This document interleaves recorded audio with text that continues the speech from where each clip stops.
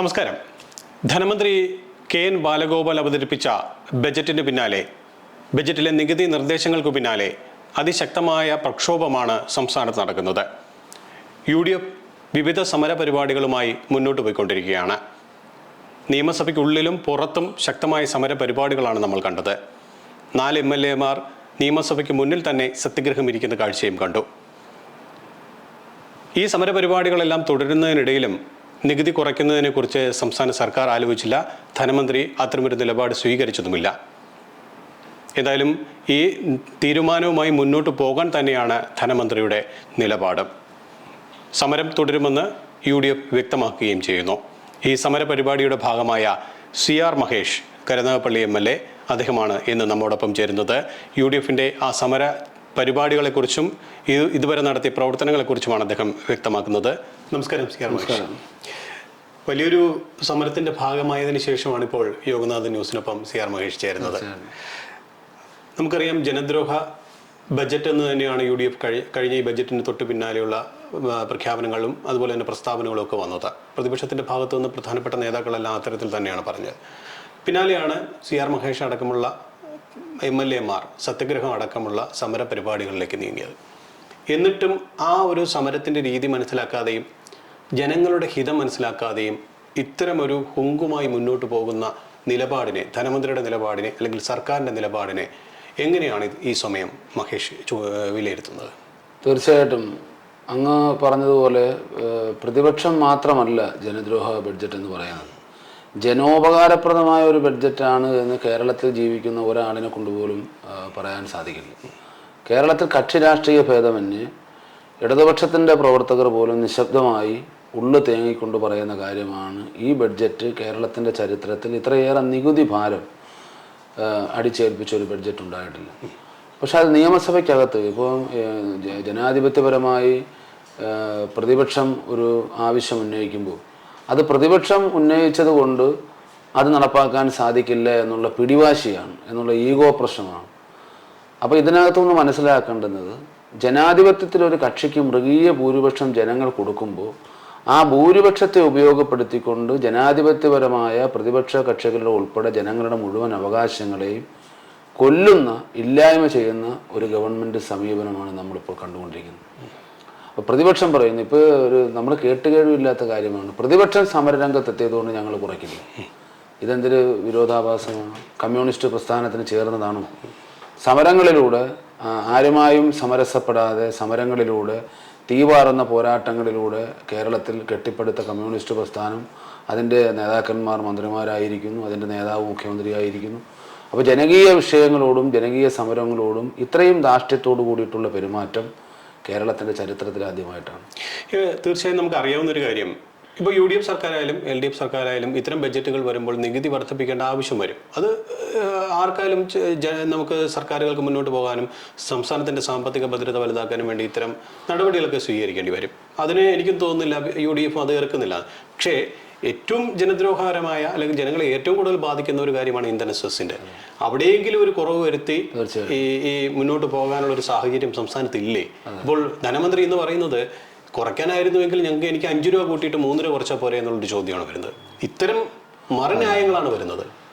അപ്പം ഈ നികുതി, ഇപ്പം അങ്ങ് പറഞ്ഞതുപോലെ നികുതി വർദ്ധിപ്പിക്കുന്നതിന് കാലാകാലങ്ങളിൽ ബഡ്ജറ്റ് അവതരിപ്പിക്കുമ്പോൾ സ്വാഭാവികമായും നികുതിയൊക്കെ വർദ്ധിപ്പിക്കാറുണ്ട്. ആ നികുതി വർദ്ധിപ്പിക്കുന്നതിന് നമ്മളാരും എതിരല്ല. സാധനങ്ങളുടെ വിലയും കാലോചിതമായി വില വർദ്ധിക്കാറുണ്ട്, നികുതി വർദ്ധിക്കാറുണ്ട്. പക്ഷേ ഇത്രയേറെ ഭീമമായ ഒരു നികുതി വർധനം, എന്നിട്ട് ധാർഷ്ട്യത്തോടു കൂടിയിട്ടുള്ള പിന്നീടുള്ള സമീപനം. ഇപ്പോൾ ഇവർ പറയുന്നത് ഉള്ളവനിൽ നിന്നും എടുത്ത് ഇല്ലാത്തവനിലേക്ക് കൊടുക്കാൻ വേണ്ടിയിട്ടാണ് എന്നാണ് പറയുന്നത്. ഈ ഉള്ളവനെയും ഇല്ലാത്തവനെയും അളക്കാനുള്ള സ്കെയിൽ അവരുടെ കയ്യിലുണ്ടോ? അല്ലെങ്കിൽ ഉപകരണമുണ്ടോ? അല്ലെങ്കിൽ എന്ത് മാനദണ്ഡമാണ് ഉള്ളവരും ഇല്ലാത്തവരും? ഇപ്പോൾ കേരളത്തിലെ സാധാരണക്കാരുടെ ഒരു ഔദ്യോഗിക വാഹനം എന്ന് പറഞ്ഞാൽ മോട്ടോർ സൈക്കിളാണ് എല്ലാവർക്കും.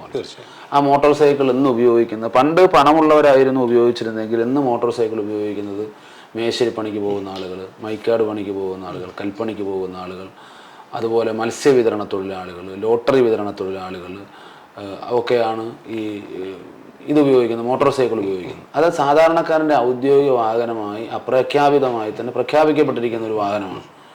അപ്പോൾ അതിനകത്ത് പെട്രോളിന് വില വർദ്ധിക്കുമ്പോൾ അവൻ അവൻ അവൻ അവൻ അവൻ്റെ കയ്യിൽ നിന്നല്ലേ വീണ്ടും പണം പോകുന്നു. അപ്പോൾ എങ്ങനെയുള്ള, അല്ലെങ്കിൽ ഇത്ര കോടി രൂപയുടെ വാഹനം ഉപയോഗിക്കുന്നവരിൽ നിന്നും പെട്രോളിന് ചാർജ് ഈടാക്കുന്നു എന്നല്ലല്ലോ പറഞ്ഞത്. പെട്രോളിന് മുഴുവനായി വില വർദ്ധിപ്പിക്കുമ്പോൾ സാധാരണക്കാരെയാണ് ഏറ്റവും കൂടുതൽ ബാധിക്കുന്നത്. ഇല്ലാത്തവനല്ലേ അതിൻ്റെ ദുഃഖം അറിയുന്നത്, കൂടുതൽ പേരേണ്ടി വരുന്നു. ഉള്ളവനെ സംബന്ധിച്ച് ഇപ്പോൾ 2 രൂപയിൽ 200 രൂപ വർദ്ധിപ്പിച്ചാൽ ഉള്ള ആളുകളെ സംബന്ധിച്ച് ഒരു ബുദ്ധിമുട്ടില്ല. ഇല്ലാത്ത ആളുകളും ഉള്ള ആളുകളും ഒരുപോലെ ഉപയോഗിക്കുന്ന ഒരു സാധനത്തിന് അടങ്കലായി മൊത്തത്തിൽ വില വർദ്ധിപ്പിക്കുമ്പോൾ അത് ഏറ്റവും കൂടുതൽ ഭാരം താങ്ങേണ്ടി വരുന്നത് ഇല്ലാത്തവനാണ്. പിന്നെ മദ്യം എന്ന് പറയുന്നതും ആരാണ്? ബിവറേജസ് കോർപ്പറേഷൻ്റെ മുമ്പിൽ സർക്കാർ ഉൽപ്പാദിപ്പിക്കുന്ന, സർക്കാർ ലേബലോടുകൂടി സർക്കാർ ഉൽപ്പാദിപ്പിക്കുന്ന, സർക്കാർ ജീവനക്കാർ വിതരണം ചെയ്യുന്ന മദ്യം വാങ്ങിച്ച് കഴിക്കുന്ന ആരാണ്? നമ്മൾ വൈകുന്നേരങ്ങളിൽ ബിവറേജസ് കോർപ്പറേഷന് മുമ്പിലൂടെ പോയാൽ അവിടെ ഒരു കോടീശ്വരനെ നമുക്ക് കാണാൻ സാധിക്കില്ല, അവിടെ ഒരു സമ്പന്നനെയും നമ്മൾ കാണുന്നില്ല, അവിടെ ഒരു സർക്കാർ ഉദ്യോഗസ്ഥനെയും നമ്മൾ കാണുന്നില്ല. അവിടെയും മുഴക്കോലും കരണ്ടിയുമായി വന്ന് നിൽക്കുന്നത് പാവപ്പെട്ട ഈ നിർമ്മാണ മേഖലയിൽ പണിയെടുക്കുന്ന തൊഴിലാളികളും പട്ടിണി പാവങ്ങളുമാണ്. മദ്യപാനത്തെ പ്രോത്സാഹിപ്പിക്കുകയല്ല. മദ്യപാനം എന്ന് പറയുന്നത് ഒരു മനുഷ്യൻ്റെ ദൗർബല്യമാണ്, ഒരു മൃദുല വികാരമായിട്ട് പറയാം, അല്ലെങ്കിൽ ഒരു വീക്ക്നെസ് ആയിട്ട് പറയാം, ഒരു അഡിക്ഷനാണ്. അപ്പോൾ അതിനെ ചൂഷണം ചെയ്യുകയാണ് ഒരു സർക്കാർ. അപ്പോൾ അവനെ സംബന്ധിച്ച് അവൻ അസുഖത്തിൽപ്പെട്ട് നിൽക്കുന്നത് കൊണ്ട്, മദ്യപാന രോഗമായി നിൽക്കുന്നതുകൊണ്ട് 100 രൂപയിൽ 200 രൂപയിൽ 500 രൂപ വർദ്ധിപ്പിച്ചാലും കുടിക്കാൻ ബാധ്യസ്ഥനാണ്, അവൻ കുടിച്ചു പോകും. അപ്പോൾ അതും യഥാർത്ഥത്തിൽ ദോഷകരമായി വരുന്നത് ഈ സാധാരണക്കാർക്കാണ്. അപ്പോൾ ഈ നികുതി വർധനവ് കൊണ്ട് ഏറ്റവും കൂടുതൽ ബുദ്ധിമുട്ട് അനുഭവിക്കുന്ന, അപ്പോൾ അവരുടെ ഈ അവകാശവാദം ഞങ്ങൾ ഉള്ളവരിൽ നിന്നും പിടിച്ചു വാങ്ങി ഇല്ലാത്ത ആളുകൾ കൊടുക്കാൻ വേണ്ടിയിട്ടാണ് എന്നുള്ള ഒരു അവകാശവാദവും ഇതോടുകൂടി പൊളിയുകയാണ്. തീർച്ചയായും ഇവിടെ ഇപ്പോൾ ഭരണപക്ഷത്തെ മുഖ്യമന്ത്രി അടക്കമുള്ള പ്രധാനപ്പെട്ട നേതാക്കൾ, ധനമന്ത്രി അടക്കമുള്ളവർ പറയുന്നത് ഞങ്ങൾ ജനങ്ങൾ നൽകിയ ഭൂരിപക്ഷത്തിൻ്റെ അടിസ്ഥാനത്തിൽ അധികാരത്തിൽ വന്നതാണ്. ഇപ്പോൾ ഈ ചെയ്യുന്ന കാര്യങ്ങളും ജനങ്ങൾക്ക് വേണ്ടി തന്നെയാണ്. കുറച്ചൊക്കെ ഇത്തരം കാര്യങ്ങളിൽ ജനങ്ങൾ സഹകരിക്കും, അത് ഞങ്ങൾക്ക് ഉറച്ച വിശ്വാസമുണ്ട്. ഞങ്ങൾ ജനങ്ങളിലേക്ക് ഇറങ്ങി ചെല്ലാൻ പോവുകയാണ്. എന്താണ് യഥാർത്ഥ വസ്തുത എന്ന് അവരോട് പറയും എന്നുള്ളത് അവർക്കത് മനസ്സിലാകും എന്നുള്ളതാണ്. പക്ഷേ പ്രതിപക്ഷത്തിന് അത് മനസ്സിലാകില്ല. ഞങ്ങൾ എന്ത് ചെയ്യാനെന്നാണ് ചോദിക്കും. ഇപ്പോൾ ജനങ്ങൾ തന്നെയാണ് അവർ തിരഞ്ഞെടുത്തതിന് തർക്കമല്ല. പക്ഷെ ജനങ്ങൾ ഒരു തുടർഭരണം കൊടുത്തപ്പോൾ അത് ജനങ്ങളെ കശാപ്പ് ചെയ്യാൻ വേണ്ടിയിട്ടുള്ള ഒരു ലൈസൻസായി സർക്കാർ ഇതിനെ കാണരുത്. ഞാനതാണ് പറഞ്ഞത്. ജനാധിപത്യത്തിലെ മൃഗീയമായ ഭൂരിപക്ഷം ഉപയോഗിച്ചുകൊണ്ട് ജനാധിപത്യത്തെ തന്നെ, പ്രതിപക്ഷ ശബ്ദങ്ങളെ തന്നെ, ജനവികാരങ്ങളെ തന്നെ അടിച്ചൊതുക്കുന്ന അല്ലെങ്കിൽ ഇല്ലായ്മ ചെയ്യുന്ന ഒരു സമീപനം സർക്കാർ ഉപേക്ഷിക്കണം എന്നുള്ളതാണ് പറയുന്നത്. അവർ ജനങ്ങളുടെ ഇടയിലേക്ക് ഇറങ്ങി ചെല്ലട്ടെ, അപ്പോൾ ജനവികാരം അവർക്ക് മനസ്സിലാകും. ആരാണ് ഇതിനെ അനുകൂലിക്കുന്നത്? ഒരാൾ അനുകൂലിച്ചുകൊണ്ട് ഒരു വർത്തമാനം പറയട്ടെ, ഒരാൾ ഒപ്പം. ഇപ്പോൾ സർക്കാരിൻ്റെ ധനസ്ഥിതിയെ സംബന്ധിച്ചൊക്കെ നമുക്കും അഭിപ്രായ വ്യത്യാസമില്ല. അത് സർക്കാരിൻ്റെ ഒരു ഇപ്പോഴത്തെ സാമ്പത്തിക സ്ഥിതി കുറച്ച് പരുവക്കാരാണ്, എല്ലാവർക്കും അറിയാം. പക്ഷേ ഇവരുടെ ആർഭാടത്തിന് വല്ല കുറവുണ്ടോ? ഇവർ 45 ലക്ഷം രൂപ ചിലവഴിച്ച് കാലിൽ തൊഴുത്ത് പണിയുന്നു, ഇവർ ആഡംബര വാഹനങ്ങൾ വാങ്ങുന്നു, ഇവിടെ ചിന്താ ജെറോമിനെ പോലെയുള്ള യാതൊരു പ്രയോജനവും സമൂഹത്തിലില്ലാത്ത യൂത്ത് കമ്മീഷൻ്റെ പേരിൽ ലക്ഷങ്ങൾ പൊടിക്കുന്നു, മന്ത്രിമന്ദിരങ്ങൾ മൂടി പിടിപ്പിക്കുന്നു. ആർഭാടങ്ങൾക്ക് യാതൊരു കുറവും വരുത്തുന്നില്ലല്ലോ. അപ്പോൾ ഒരു ഭാഗത്തുകൂടി ഇവരുടെ സുഖസൗകര്യങ്ങൾ വർദ്ധിപ്പിക്കുകയും മറുഭാഗത്തുകൂടി അതിൻ്റെ ഭാരം കൂടി, അതിൻ്റെ പാപം കൂടി ജനങ്ങളുടെ മേലെ. പ്രതിപക്ഷത്തിന് ഇത്തരം സഹായങ്ങൾ ചെയ്യുന്നില്ല എന്നുള്ളതാണ് ചിലരെങ്കിലും ചോദിക്കുന്നത്. കാറുകളായാലും മറ്റു കാര്യങ്ങളായാലും ഇപ്പോൾ പ്രതിപക്ഷ നേതാവിൻ്റെ കാര്യം ചൂണ്ടിക്കെട്ടിയിട്ട് പിൻവലിച്ചോട്ടെ, അതിനകത്ത് പ്രശ്നമില്ലല്ലോ. ഗവൺമെന്റ് അല്ലേ അതിന് നേതൃത്വം കൊടുക്കുന്നത്, ഗവൺമെന്റിന്റെ ഒരു സമീപനം, നടപടി, പ്രവർത്തനമല്ലേ. അപ്പോൾ അത് സ്വാഭാവികമായും ചോദ്യം ചെയ്യപ്പെടും. തീർച്ചയായും. ഇവിടെ ഇന്നിപ്പോൾ ഈ സമരവുമായി ബന്ധപ്പെട്ട് രാവിലെ പ്രതിപക്ഷ നേതാവിൻ്റെ സാന്നിധ്യത്തിൽ പ്രതിപക്ഷത്തെ പ്രധാനപ്പെട്ട നേതാക്കളെല്ലാം ചേർന്നുകൊണ്ട് നടന്നാണ് അവർ ഇന്ന് സഭയിലേക്ക് നിങ്ങൾക്ക് ഐക്യദാർഢ്യം പ്രഖ്യാപിക്കാൻ അടക്കം വന്നത്. പക്ഷേ അതിനെ ഒരു മോർണിംഗ് വാക്കായിട്ടാണ് ചില LDF നേതാക്കൾ കാണുന്നത്. അതാണ് പറയുന്നത്. ഇപ്പം ഒരു പ്രതിപക്ഷത്തിൻ്റെ സമരത്തെ ഇത്തരത്തിൽ ആക്ഷേപിക്കുന്ന ഒരു സമീപനം ഒരു ജനാധിപത്യ രാഷ്ട്രീയ പ്രസ്ഥാനത്തിന് ചേർന്നതാണ്. സ്വന്തം വില അല്ലെങ്കിൽ സ്വന്തം നിലവാരം വെടിയുകയില്ല. ആർക്ക് വേണ്ടിയിട്ടാണ് പ്രതിപക്ഷം സമരം ചെയ്തത്? പ്രതിപക്ഷ രാഷ്ട്രീയ പാർട്ടിക്ക് വേണ്ടിയിട്ടല്ലല്ലോ പ്രതിപക്ഷം സമരം ചെയ്യുന്നത്. ഇതുപോലൊരു ജനകീയ വിഷയം മുമ്പുണ്ടായിട്ടില്ല. ഇപ്പോൾ ഇവിടെ ഒരു സരിത സമരം അല്ലെ സ്വപ്ന സമരം അങ്ങനെയൊക്കെ പറയുന്ന അപസർപ്പ കഥകൾ പൊക്കിപ്പിടിച്ചുകൊണ്ടുള്ള ഒരു സമരമല്ലല്ലോ. ഓരോ സാധാരണക്കാരനെയും ബാധിക്കുന്ന ഒരു ജനകീയ വിഷയം ഏറ്റെടുത്തുകൊണ്ട് ഒരു പ്രതിപക്ഷ രാഷ്ട്രീയ പ്രസ്ഥാനം വളരെ ഉത്തരവാദിത്വ ബോധത്തോടു കൂടി തെളിവുകളുടെ അടിസ്ഥാനത്തിൽ ഫലപ്രദമായി, ക്രിയാത്മകമായി, സമാധാനപരമായി ചെയ്യുന്ന സമരത്തെ ഈ ജയരാജനെ പോലെയുള്ള കമ്മ്യൂണിസ്റ്റ് നേതാക്കൾ, ഇവരെയൊക്കെ എങ്ങനെ കമ്മ്യൂണിസ്റ്റ് എന്ന് പറയാൻ സാധിക്കും? ഇതൊരു പിണറായി വിജയന് പാദസേവ ചെയ്യുന്ന, വ്യക്തിപൂജ ചെയ്യുന്ന, നിയമസഭയ്ക്കകത്ത് ഇപ്പോൾ രാവിലെ മുതൽ ഞങ്ങളൊക്കെ അന്തം വിട്ടുപോയിട്ടുണ്ട്. കമ്മ്യൂണിസ്റ്റ് പ്രസ്ഥാനം രാവിലെ മുതൽ അവിടെ നടക്കുന്നത് വ്യക്തിപൂജയാണ്, പാദസേവയാണ്. പണ്ടൊക്കെ പാദസേവ എന്ന് പറയാറുണ്ട്, ഇത് പാദസേവ മാറി, ഇത് അടിമുടി സേവയാണ്. തലമുടി മുതൽ പാദം വരെയും പിണറായിയെ കമ്മ്യൂണിസ്റ്റ് പ്രസ്ഥാനത്തെ ഇപ്പോൾ ചുരുക്കി പറഞ്ഞാൽ ഒരു ഭക്തി പ്രസ്ഥാനമാക്കി മാറ്റിയിരിക്കുകയാണ്. ഇവിടെ ഇപ്പോൾ മറ്റൊരു പ്രധാനപ്പെട്ട കാര്യം ഈ സമരവുമായി ബന്ധപ്പെട്ട കാര്യങ്ങളാണ്. അതായത് ഈ കഴിഞ്ഞ കുറച്ച് ദിവസങ്ങളായി സമരം തുടരുന്നു. ഇനിയിപ്പോൾ 27-നാണ് സഭാ സമ്മേളനം പുനരാരംഭിക്കുന്നത്. അപ്പോൾ അതുവരെയുള്ള ദിവസങ്ങളിൽ നിങ്ങൾ ഈ വിഷയം എങ്ങനെ സജീവമായി ജനങ്ങളിലേക്ക് മുന്നിലേക്ക് കൊണ്ടുവരും? കാരണം വളരെ ജനങ്ങൾ ഇഷ്ടപ്പെടുന്ന ഒരു കാര്യം തന്നെയാണ്. കാരണം ഇതൊരു ജനങ്ങൾക്ക് ആവശ്യമായതും ജനങ്ങൾ ഇഷ്ടപ്പെടുന്ന തരത്തിലുള്ള ഒരു സമരം തന്നെയായിരുന്നു എന്നുള്ള വിലയിരുത്തൽ തന്നെയാണ് വരുന്നത്. കാര്യത്തിൽ സംശയമില്ല. ഇതിപ്പോൾ തിരിച്ച് ഇടതുപക്ഷമായിരുന്നു പ്രതിപക്ഷമായിരുന്നു സ്ഥാനത്തിരിക്കുന്നെങ്കിലും അവർ ഇത്തരം സമരപരിപാടികളൊക്കെ ചെയ്യും, അക്കാര്യത്തിൽ സംശയമില്ല. അപ്പോൾ ഇനി വരുന്ന ദിവസങ്ങളിൽ എങ്ങനെ ഈ വിഷയം UDF പ്രത്യേകിച്ചും താങ്കളെപ്പോലുള്ള യുവ നേതാക്കൾ മുന്നോട്ട് കൊണ്ടുപോകും? ഇപ്പം നിയമസഭ താൽക്കാലികമായി പിരിഞ്ഞിരിക്കുന്ന പശ്ചാത്തലത്തിൽ നിയമസഭയ്ക്ക് കവാടത്തിനകത്തുള്ള സത്യാഗ്രഹ സമരം തുടരുന്നതുകൊണ്ട് അർത്ഥമില്ല. അപ്പോൾ അതുകൊണ്ടാണ് ഞങ്ങൾ 4 പേർ നടത്തി വന്ന സത്യാഗ്രഹ സമരം ഇന്നത്തെ കൂടി അവസാനിപ്പിച്ചത്. അപ്പോൾ ഇനി സഭയ്ക്കകത്തും നിയമസഭാ അംഗങ്ങൾക്ക്, പ്രതിപക്ഷ അംഗങ്ങൾക്ക് സമരം ചെയ്യുവാനോ പ്രതിഷേധിക്കാനോ ഉള്ള സാഹചര്യമില്ല. അപ്പോൾ ഇനി സഭ വീണ്ടും ചേരുന്ന 27-ാം തീയതിയാണ്. അപ്പോൾ ഇന്ന് മുതൽ 27 വരെയുള്ള ഇടവേളകളിൽ ജില്ലാതലങ്ങളിൽ ഇപ്പം 13, 14 തീയതികളിൽ രാപ്പകൽ സമരം എല്ലാ ജില്ലാ കേന്ദ്രങ്ങളിലും UDF പ്രഖ്യാപിച്ചിട്ടുണ്ട്. നിയോജക മണ്ഡലത്തിൽ സമരങ്ങൾ പ്രഖ്യാപിച്ചിട്ടുണ്ട്. UDFൻ്റെ ഘടകകക്ഷികൾ, പോഷക സംഘടനകൾ, യൂത്ത് കോൺഗ്രസ് പോലെ ഉള്ള സംഘടനകളൊക്കെ ഇനി ഇത്രയും ദിവസം ഈ സമരത്തെ ലൈവാക്കി നിർത്താൻ സഭ ചേരുന്നത് വരെയുള്ള ഇടവേളയിൽ കേരളത്തിലെ ഗ്രാമപ്രദേശങ്ങളിൽ, പട്ടണപ്രദേശങ്ങളിൽ, നഗരഹൃദയങ്ങളിലൊക്കെ ഈ സമരം അതിശക്തമായി സജീവമായി നിലനിർത്താനുള്ള പരിപാടികൾ ആസൂത്രണം ചെയ്തിട്ടുണ്ട്. തീർച്ചയായും ഈ ദിവസങ്ങൾ, സത്യഗ്രഹത്തിൻ്റെ ഈ ദിവസങ്ങൾ എങ്ങനെ ആയിരുന്നു? ആ ദിവസത്തെ പ്രധാനപ്പെട്ട ഓർമ്മകൾ എന്ത് ചെയ്യുകയായിരുന്നു? ചിലർ പുസ്തകം വായിക്കുന്നു, ചിലർ ഈ മണ്ഡലത്തിലെ പ്രധാനപ്പെട്ട പല പ്രശ്നങ്ങൾ ഫോണിലൂടെയും മറ്റും പരിഹരിക്കുന്നു. അപ്പോൾ ഈ ദിവസങ്ങൾ എങ്ങനെയായിരുന്നു CR മഹേഷ് ചെലവഴിച്ചത്? ഞാൻ നല്ല കുറേ പുസ്തകങ്ങൾ വായിക്കാൻ സന്ദർശകരുണ്ടാവും, പിന്നെ മണ്ഡലത്തിലെ കാര്യങ്ങളിൽ ഫോണിലൂടെ ബന്ധപ്പെടേണ്ടതായിട്ടുണ്ടാകും. ബാക്കി വന്ന സമയം കുറേ കാലമായി ഈ വായിക്കാൻ സമയമില്ല. ഇപ്പം നല്ല കുറച്ച് പുസ്തകങ്ങൾ, നല്ല കുറേ പുസ്തകങ്ങൾ വായിച്ചു. രാത്രി 12:30, 1 മണി വരെയും ഈ സന്ദർശകർ പോയതിനു ശേഷം വായിക്കുമായിരുന്നു. പിന്നെ MK സാനുമാഷിൻ്റെ ചങ്ങമ്പുഴയുടെ പിന്നെ ഒരു പുസ്തകം, ചങ്ങമ്പുഴയെക്കുറിച്ചുള്ള ഒരു പുസ്തകം വായിച്ചു. അതുപോലെ ജയശ്രീ എന്ന് പറയുന്ന ഒരു പുതിയ എഴുത്തുകാരി, നേരത്തെ എഴുതിയിട്ടുണ്ട്, എഴുത്തുകാരിയുടെ പിന്നെ ഒരു നല്ല നോവൽ വായിച്ചു. GR ഇന്ദുഗോപൻ്റെ ഒരു പുസ്തകം, അങ്ങനെ കുറേ പുസ്തകങ്ങൾ, നല്ല പുസ്തകങ്ങൾ വായിച്ചു. ഓക്കെ, ഞാൻ ഈ പുസ്തകങ്ങളുടെ കാര്യം പറഞ്ഞപ്പോഴാണ് എനിക്ക് പെട്ടെന്ന് പ്രബന്ധങ്ങളുടെ ചില കാര്യങ്ങൾ ഓർമ്മ വരുന്നത്. ഈ ചിന്താ ജെറോമിൻ്റെ അടക്കം വിഷയങ്ങൾ ഇപ്പോഴും സജീവമായി നിൽക്കുകയാണ്. പക്ഷേ അതെല്ലാം വളരെ നിസ്സാരവൽക്കരിക്കുകയല്ലേ? അത് അങ്ങനെ പോകേണ്ട ഒരു വിഷയമാണോ? ഒരു പക്ഷേ ഈ കഴിഞ്ഞ ദിവസം PK ശ്രീമതി പറഞ്ഞതുപോലെ എന്തിനെ ആ വനിതയെ ഇത്രയധികം അറ്റാക്ക് ചെയ്യുന്നു എന്ന് ചോദിക്കുന്നു.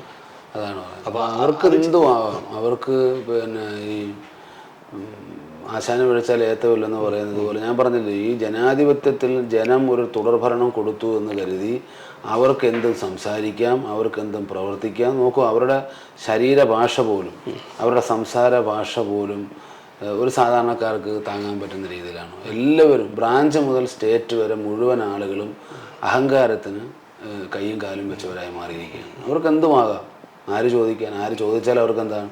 അപ്പോൾ ചോദിക്കുന്ന ശബ്ദങ്ങളെല്ലാം അവർ ഇല്ലാതാക്കുകയാണ്. കേന്ദ്ര ഗവൺമെൻറ്റിൻ്റെ അതേ സമീപനം തന്നെയാണ് കേരളത്തിലും ഈ കാര്യത്തിൽ അവർ തുടർന്നു പോകുന്നത്. ഓക്കെ, ഈ കേന്ദ്രത്തിൻ്റെ കാര്യം പറഞ്ഞു വന്നുകൊണ്ട് ഈ കേന്ദ്രമാണ് ഇത്തരം സംസ്ഥാനത്തെ ദുരിതത്തിലാക്കുന്നത്, പ്രതിസന്ധിയിലാക്കുന്നതെന്നാണ് ഇടതുപക്ഷത്തെ പ്രധാനപ്പെട്ട നേതാക്കൾ പറയുന്നത്. പക്ഷെ വേണ്ട രീതിയിൽ കേന്ദ്രത്തിൻ്റെ ഈ തെറ്റായ നയങ്ങൾക്കെതിരെ UDF പ്രതികരിക്കുന്നില്ലല്ലോ എന്നൊരു ചോദ്യം കൂടി. കേന്ദ്രത്തിനെതിരായി കോൺഗ്രസ് ചെയ്യുന്നത് പോലെ സമരം ആര് ചെയ്യുന്നു? CPM എവിടെ സമരം ചെയ്യാനാണ്?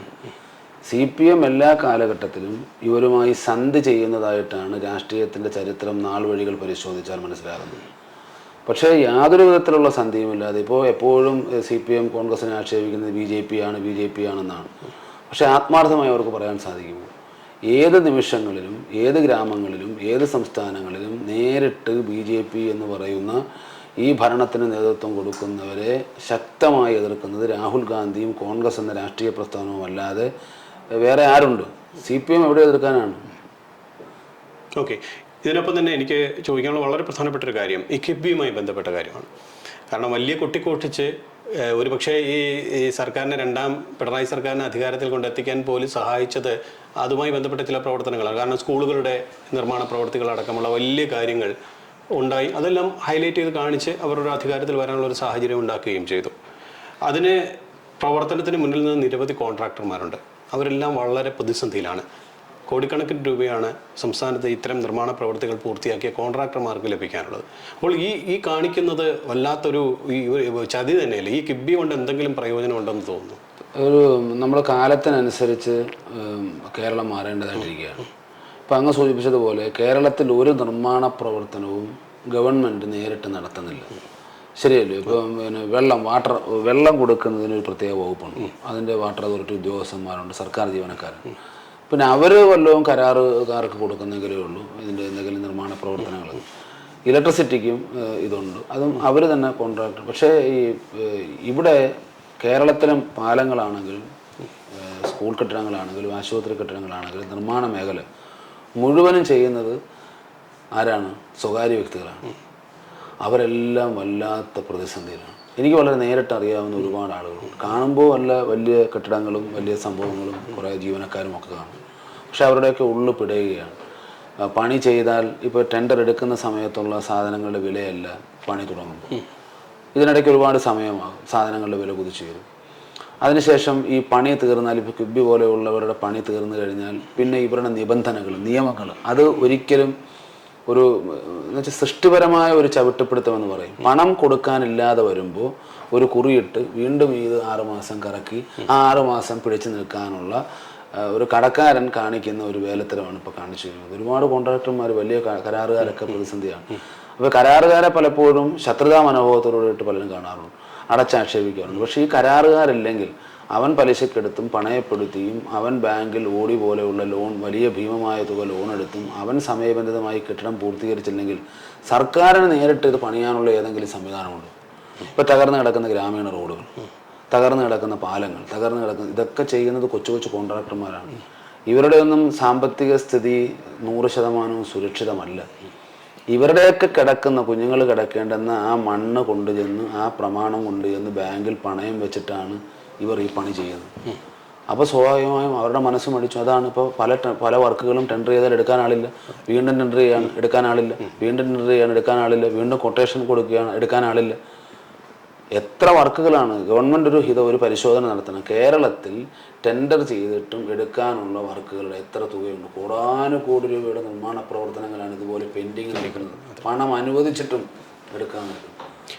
ഓക്കെ, അവിടെ ഇപ്പോൾ ഈ എന്തെങ്കിലും ഇതുമായി ബന്ധപ്പെട്ട പ്രശ്നങ്ങൾ സംസാരിക്കാൻ കിഫ്ബി സിയോട് നമ്മൾ ബന്ധപ്പെട്ടാൽ പോലും പ്രതികരിക്കാതിരിക്കുകയാണ്. അദ്ദേഹം ഒരു ഭാഷയിൽ പറഞ്ഞാൽ ഹുങ്ക് കാണിച്ച് മുന്നോട്ട് പോകുന്നു. അതാണ് അങ്ങ് പറഞ്ഞത്. അവരുടെ ഒരു സമീപനം ഞാൻ പറഞ്ഞല്ലോ, ഇത് എന്തോ സൗജന്യം ചെയ്യുന്നത് പോലെയാണ്.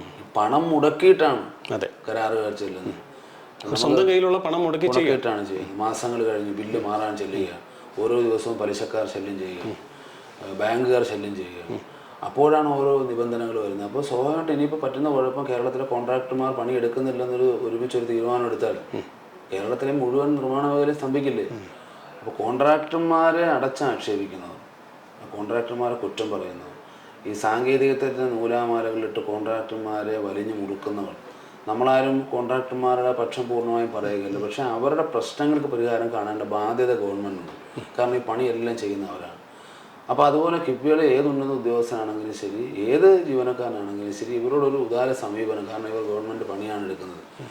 ഇത് ഒരു കള്ളത്തരമല്ലല്ലോ. ഇപ്പം 10 ചാക്ക് സിമെൻറ്റ് ഇടേണ്ടടുത്ത് 2 ചാക്ക് ഇട്ടിട്ട് പാലം പൊളിഞ്ഞ് വീഴുന്ന അതിനെ കോട്ട് നിൽക്കണ്ട, അതിനെ പ്രോത്സാഹിപ്പിക്കുകയും വേണം. പണി സുരക്ഷിതമാണെന്ന് നിങ്ങളുടെ എഞ്ചിനീയറിംഗ് വിഭാഗം സർട്ടിഫിക്കറ്റ് കൊടുത്ത പണിയുടെ ബില്ല് മാറുന്നതിനെ സംബന്ധിച്ചാണ് പ്രശ്നം. അല്ലെങ്കിൽ ഇപ്പോൾ ഒരു പണിക്കകത്ത് ഒരു കോൺട്രാക്ടറുടെ ഒരു പാലം പണിക്കകത്ത് കുഴപ്പം വരുന്നു, അത് കണ്ടുപിടിച്ച് കൈയോടെ കണ്ടുപിടിച്ച് മാറ്റണം. അതിനകത്തൊന്നും ഒരു തർക്കവുമില്ല. അത് ജനങ്ങളുടെ ഉത്തരവാദിത്തമാണ്, ഉദ്യോഗസ്ഥന്മാരുടെ ഉത്തരവാദിത്തമാണ്, ഗവൺമെൻറ് ഉത്തരവാദിത്തമാണ്. ഇവിടെ അതല്ല പ്രശ്നം.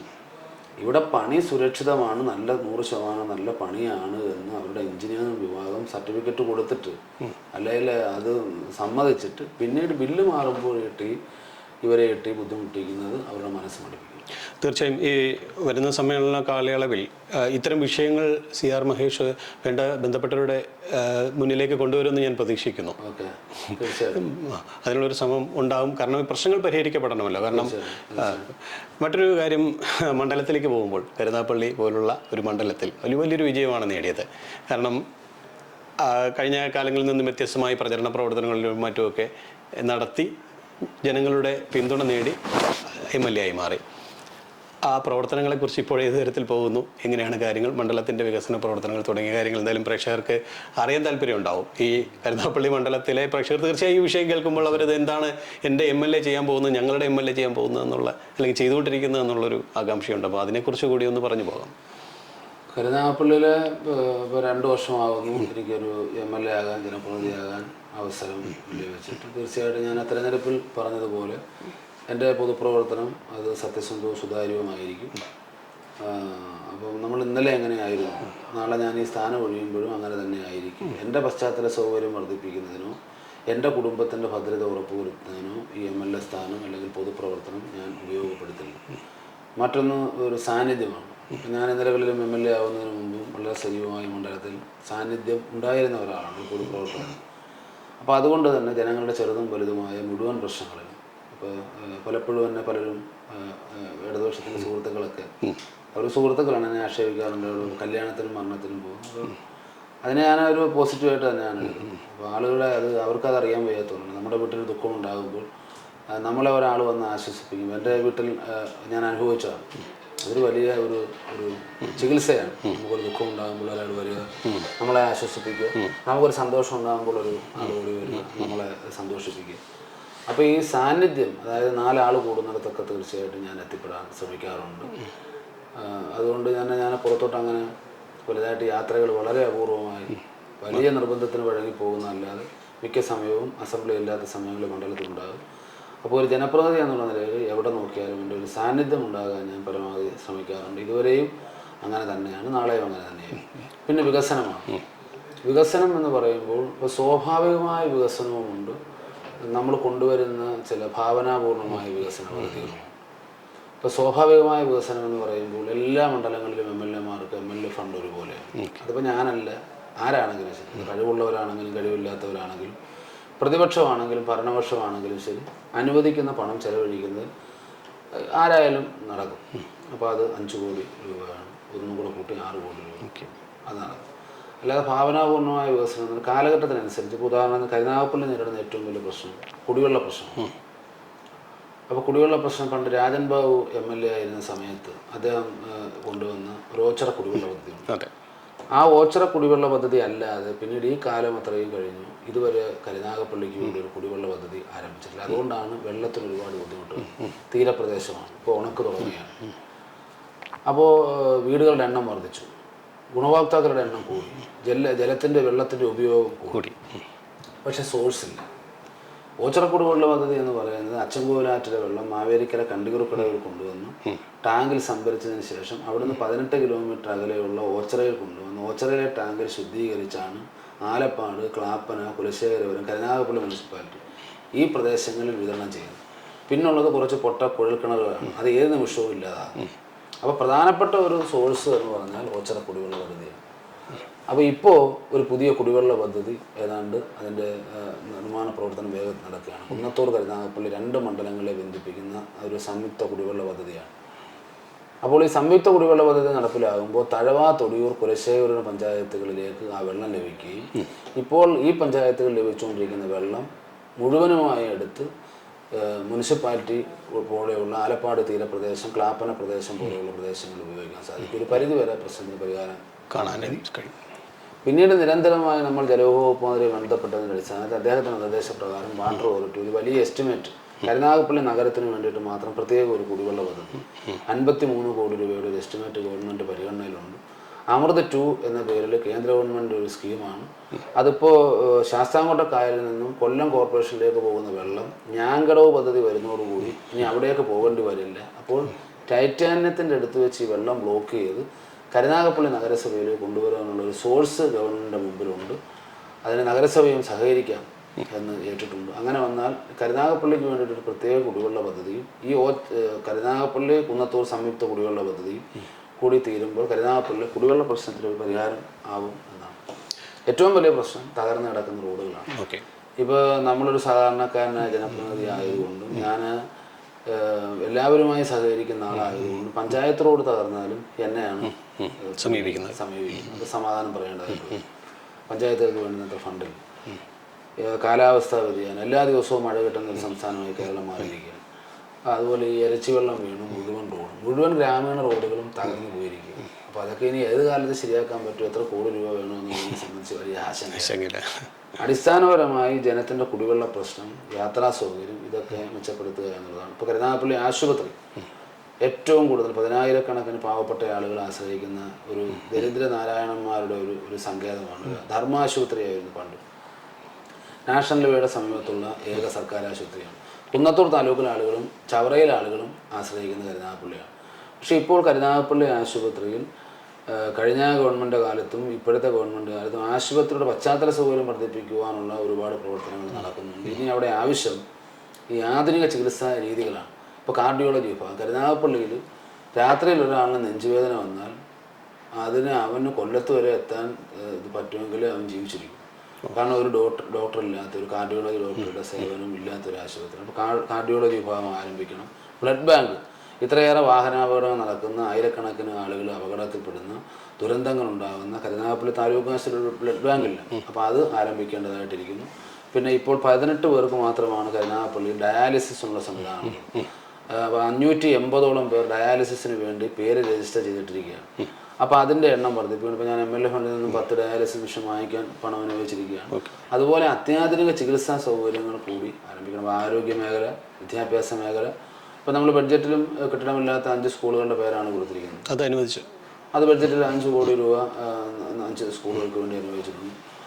അപ്പോൾ വിദ്യാഭ്യാസ മേഖല, ജനങ്ങളുടെ യാത്രാ സൗകര്യം മെച്ചപ്പെടുത്തുക, ആരോഗ്യ പ്രശ്നങ്ങൾ. ഇപ്പോൾ ഒരു പ്രതിപക്ഷ MLA എന്നുള്ള നിലയിൽ പരിമിതികളുണ്ട്. പക്ഷേ വ്യക്തിപരമായി ഈ മന്ത്രിമാരുമായിട്ടുള്ള സൗഹൃദവും അല്ലെങ്കിൽ ബന്ധവും ഉദ്യോഗസ്ഥന്മാരുമായിട്ടുള്ള ഒരു മാന്യമായ പെരുമാറ്റവും സമീപനവും ഒക്കെ കൊണ്ട് ഞാൻ എൻ്റെ സംതൃപ്തനാണ്. പരമാവധി ഞാൻ കരുനാഗപ്പള്ളിയുടെ സമഗ്രമായ വികസനത്തിന് വേണ്ടിയിട്ട് ശ്രമിക്കും. ഒരു ദിവസം കൊണ്ടോ ഒരു മാസം കൊണ്ടോ ഒന്നും മാറ്റാൻ നമുക്കാർക്കും പറ്റില്ല. പക്ഷേ എൻ്റെ ജീവിതത്തിൽ ഇങ്ങനെ കിട്ടിയ ഒരു അവസരം, ജനങ്ങൾ തന്ന ഒരു അവസരം, കക്ഷി രാഷ്ട്രീയ ഭേദമന്യേ ഞാൻ അതിനു വേണ്ടി കരുനാഗപ്പള്ളിയുടെ വികസനത്തിന് വേണ്ടി വിനിയോഗിക്കും. പരിമിതികളുണ്ടാകും തീർച്ചയായും. നമുക്ക് കോൺഗ്രസ്സിന് പ്രത്യേക ഒരു ഉണർവ് നൽകിയിട്ടുണ്ട് ഭാരത് ജോഡോ യാത്ര.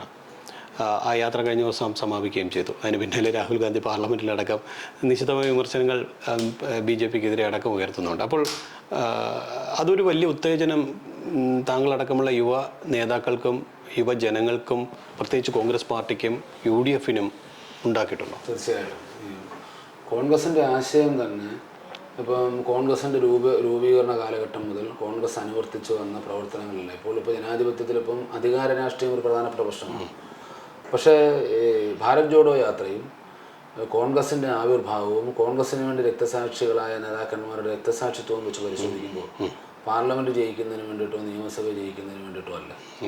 എപ്പോഴൊക്കെ രാജ്യം വല്ലാതെ പ്രതിസന്ധിയിൽപ്പെട്ട് നട്ടം തിരിഞ്ഞിട്ടുണ്ടോ, എപ്പോഴൊക്കെ രാജ്യത്തിൻ്റെ ജീവൻ നഷ്ടപ്പെട്ടിട്ടുണ്ടോ, തുടിപ്പ് നഷ്ടപ്പെട്ടിട്ടുണ്ടോ, മനോഹാരിത നഷ്ടപ്പെട്ടിട്ടുണ്ടോ, സൗന്ദര്യം നഷ്ടപ്പെട്ടിട്ടുണ്ടോ, ആ കാലഘട്ടത്തിലൊക്കെ കോൺഗ്രസിൻ്റെ ദേശീയ നേതാക്കന്മാർ ഇത്തരത്തിൽ അതിസാഹസികമായ പരീക്ഷണങ്ങൾ, പ്രവർത്തനങ്ങൾ നടത്തിയിട്ടുണ്ട്. അത്തരത്തിലൊരു അതിസാഹസികതയാർന്ന ഈ കാലഘട്ടത്തിൽ ഒരു നേതാവിനും ഒരു പാർട്ടിയിലും ചെയ്യാൻ പറ്റാത്ത അതിസാഹസികമായ, ത്യാഗോജ്ജലമായ, ഭയമില്ലാതെയുള്ള ഒരു എക്സർസൈസാണ്, ഒരു പ്രവർത്തനമാണ്, ഒരു പരീക്ഷണമാണ് രാഹുൽ ഗാന്ധി നടത്തിയ ഭാരത് ജോഡോ യാത്ര.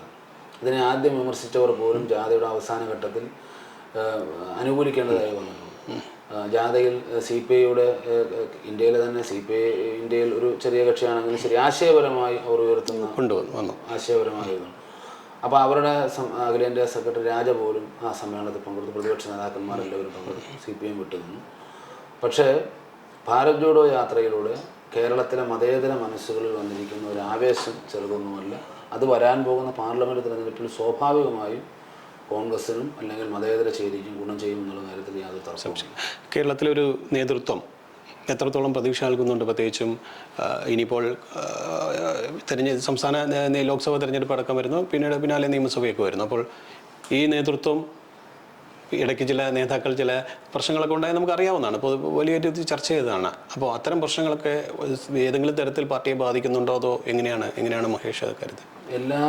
ഇപ്പോൾ തന്നെ എല്ലാ രാഷ്ട്രീയ ഭരണകക്ഷിയിൽ പ്രശ്നങ്ങളില്ലേ. ഇപ്പോൾ CPM-നെ സംബന്ധിച്ച് എല്ലാ ജില്ലകളിലും പ്രശ്നങ്ങളാണ്. തിരുവനന്തപുരം ജില്ലയിൽ പ്രശ്നം, ആലപ്പുഴ ജില്ലയിൽ പ്രശ്നം.